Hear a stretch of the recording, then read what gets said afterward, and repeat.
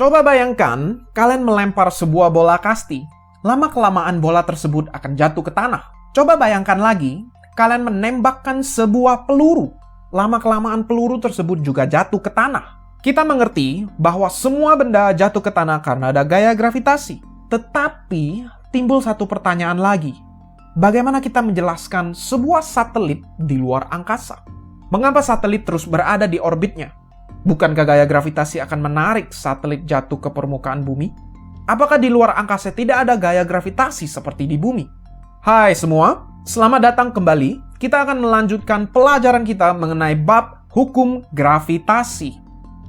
Pada video-video sebelumnya, Anda telah menyelesaikan subbab pertama dan kedua. Nah, di video kali ini, kita akan mempelajari subbab yang ketiga, yaitu kecepatan mengorbit planet, atau lebih tepatnya adalah kecepatan minimum untuk mengorbit sebuah planet. Subbab ini akan terbagi menjadi dua topik, yaitu gaya sentripetal dan gaya gravitasi, kemudian kecepatan satelit mengorbit bumi. Setelah mempelajari semua ini, Anda akan mengerti lebih banyak mengenai satelit yang mengorbit. Mari kita mulai. Seorang anak melempar sebuah bola kasti ke arah kiri. Maka posisi benda dan kecepatannya adalah sama, yaitu mengarah ke kiri. Inilah gerak alamiah setiap benda yang dijelaskan oleh Isaac Newton pada hukum Newton pertama. Benda yang mula-mula bergerak lurus akan tetap lurus dengan kecepatan tetap.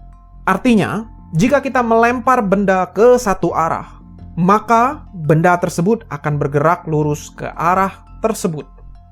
Namun, apa yang terjadi jika bola kasti tersebut diikat pada sebuah tali? Ada sebuah tali yang mengikat bola. Bola mau bergerak lurus, tetapi pada suatu momen tali akan menarik bola. Yes. Pada awalnya, bola akan bergerak lurus. Tetapi, suatu saat tali akan menarik bola, sehingga bola bergerak melingkar. Tepat. Tali akan membuat bola tidak bergerak lurus, tetapi bergerak berputar. Nah, gaya tegang tali ini adalah gaya sentripetal. Apa itu gaya sentripetal? Gaya sentripetal adalah gaya yang diperlukan, diperlukan agar sebuah benda bergerak melingkar. Tanpa gaya sentripetal, maka benda tidak dapat bergerak melingkar. Nah, sekarang kita akan melihat wahana berputar. Saat wahana berputar, maka gaya tegang tali menyebabkan orang yang duduk di wahana dapat bergerak melingkar. Nah, gaya tegang tali ini adalah gaya sentripetal. Lalu, bagaimana kita menghitung kuat gaya sentripetal? Inilah rumus gaya sentripetal. M adalah massa benda berputar, V atau kecepatan adalah kecepatan benda berputar, dan R adalah jarak dari titik pusat ke benda berputar. Tahukah kamu, kata sentripetal berasal dari kata Yunani yang berarti menuju ke pusat. Maka, gaya sentripetal adalah gaya yang menuju ke pusat. Tolong didengar baik-baik kata penting berikut ini. Setiap benda bergerak ke satu arah. Hukum Newton pertama. Sehingga diperlukan gaya sentripetal agar benda dapat bergerak melingkar. Nah, setelah mengerti kalimat ini, sangat gampang bagi kita untuk mengerti sebuah satelit yang mengorbit bumi. Tahukah kamu, sebenarnya satelit adalah benda yang bergerak lurus. Tetapi, karena ada gaya gravitasi yang menarik satelit ke bumi, maka satelit akan bergerak melingkar atau mengorbit bumi. Maka dari itu, gaya gravitasi akan berperan sebagai gaya sentripetal bagi satelit yang mengorbit. Baik, ada beberapa hal yang saya ingin bahas mengenai satelit yang mengorbit bumi. Pertama, satelit memerlukan kecepatan minimum agar tetap mengorbit bumi. Kedua, jika satelit bergerak terlalu lambat, maka satelit akan tertarik ke permukaan bumi.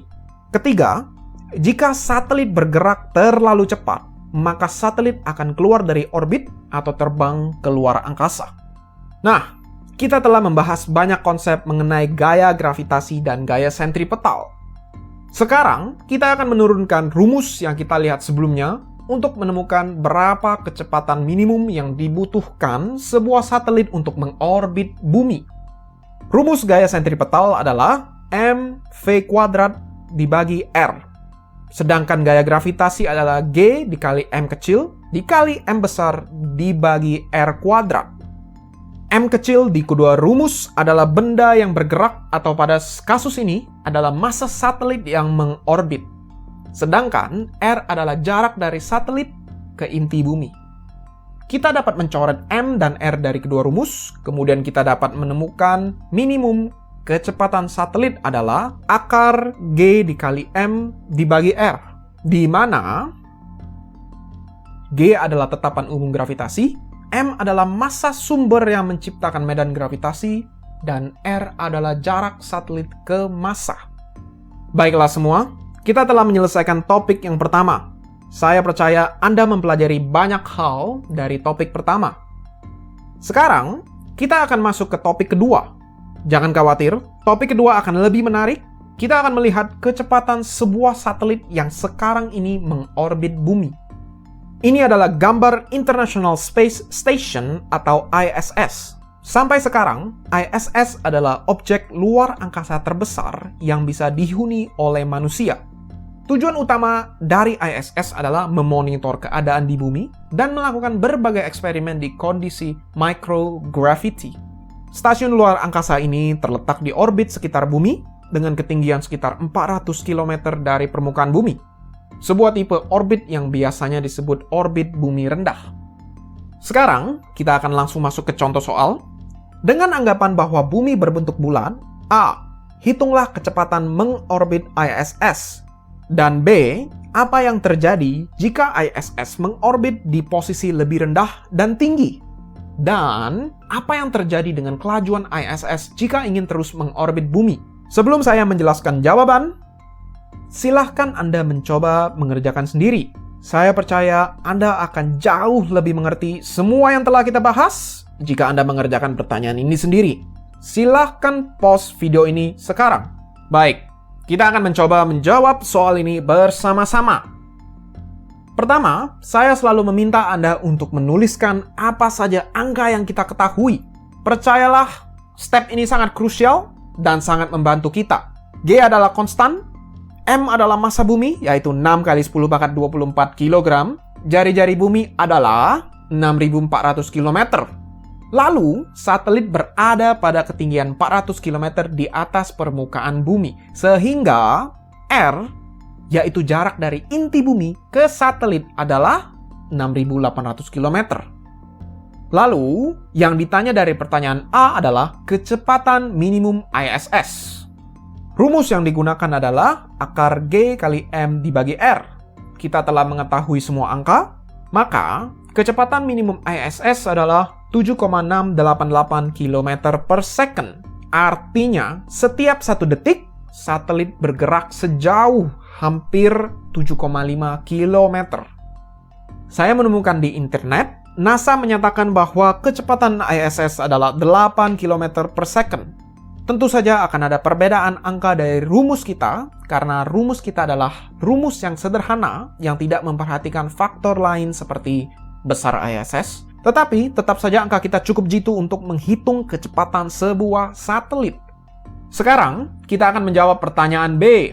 Jawaban B1 adalah lama-kelamaan ISS akan keluar dari orbit bumi dan menuju ke luar angkasa. Maka, kecepatan ISS harus menurun untuk tetap mengorbit bumi. Jawaban B2 adalah lama-kelamaan ISS akan menuju ke permukaan bumi. Maka, kecepatan ISS harus meningkat untuk tetap mengorbit bumi.